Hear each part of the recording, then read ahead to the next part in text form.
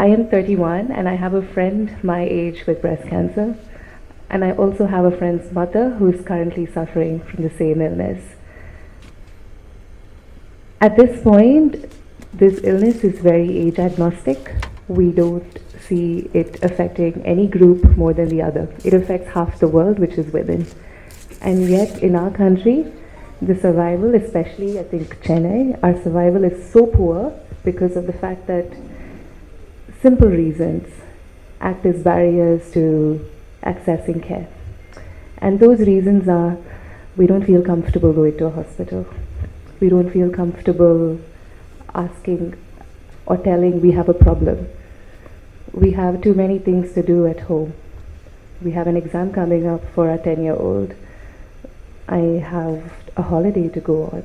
I have a work promotion I need to focus on. All of that at the cost of what? We have all the agency as women to make the right choices for us. Yet there are so many physical factors that prevent us from coming here. And these are things that myself and Dr. Veda and Dr. Kirti have discussed very candidly. What would make it better? I think at one point we even went to temple associations. We actually thought the only way to get to women in Ananagar was go to temple associations and park a mammogram bus over there, so that the women, while they come to pray to God, would then think, okay, why not, let's get a screening. And we did have some success. Unfortunately, COVID happened subsequent to that. We've thought deeply about the barriers to access, and we've created a space, a very safe space for women to come in a discreet manner, see doctors who look like them, who are women as well, who probably treated people like them, and also to have all of their diagnosis, all of their screening done in one same place, all within about 2,000 square feet of space, and then go back with a report and a treatment plan. It's made to be comfortable, it's made to be accessible, and we have two talented surgeons with a wealth of experience. Dr. Veda herself has worked in centers of excellence, and Dr. Kirti as well has trained in the UK and have seen firsthand both the benefits of early detection and screening are. And I'm so proud of the fact that we have both of you on board over here to actually deliver this overall vision that we have. I always tell people that the more we talk about cancer, the less we can fear it. I think fear seems to kill more people than the cancer itself. So I think it is important that we have this kind of awareness program, take it across to people. And I think, like everyone says, we need to take care of the women in our lives. I think the men should take it upon themselves to take care of the women in their lives. The fathers, the sons, I think you guys need to, because the women are too busy taking care of the men all the time.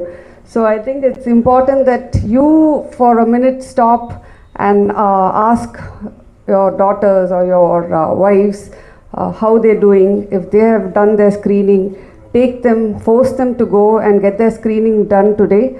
I think that will make a world of a difference if actually men can also get involved in this. It's always, breast cancer is always about women and the awareness taken across to women. But I think you guys can take it to the men, like, you know, to go to colleges, men's college and even children, and ask them to encourage their mothers to go and do the screening. I think that would be a big success in my opinion. Actually, when you guys were telling me about this mammogram, at 20, if you believe it or not, I went to a doctor. I had fibroid adenoma in both my breasts, and I was 20 years old. And somehow, I don't know where I got this, you know, like guts and courage. I went to the doctor myself because both my parents were working.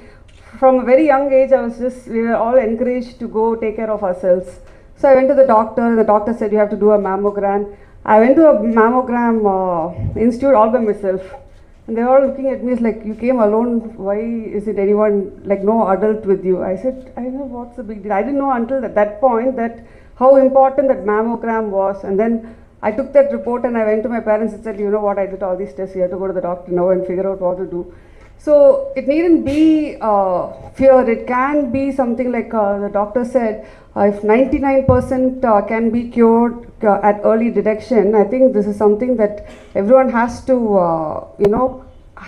talk about this at homes. Like, it should become a table conversation about, okay, you know what, cancer is prevalent now, but cancer can also be treated early. So you need to do it sooner than later. So even my friends, when, like you say, when I'm having this talk with my friends and they're like, you know what, I have this illness or something going on with my body, but I don't have time, I'm so busy at work, I'm so busy taking care of my children. I'm like, if you can't prioritize yourself, if you can't put yourself over everyone else, then who else is? Everything what you're achieving in your life is, at the end of the day, only if you're going to be better health-wise, you're going to also do better. There is a reason why in an airplane, they tell you if there's going to be turbulence, first keep the oxygen mask for yourself and then keep it for your children. That's the way we've got to also look at ourselves. It's okay to be selfish when it comes to our own health, because we can take better care of others.